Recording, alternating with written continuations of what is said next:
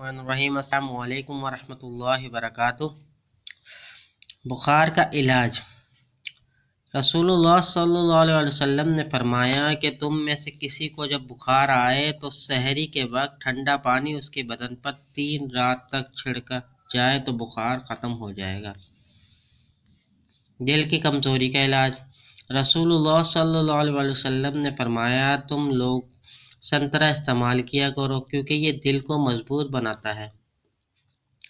زخم کا علاج۔ رسول اللہ صلی اللہ علیہ وسلم جب بھی کبھی کوئی کانٹا چبھتا یا زخم ہوتا تو آپ مہندی کا استعمال فرماتے۔ جوڑوں کے درد کا علاج۔ رسول اللہ صلی اللہ علیہ وسلم نے فرمایا انجیر کھاؤ کیونکہ یہ بواسیر کو ختم کرتا ہے اور جوڑوں کے درد کے لیے مفید ہے۔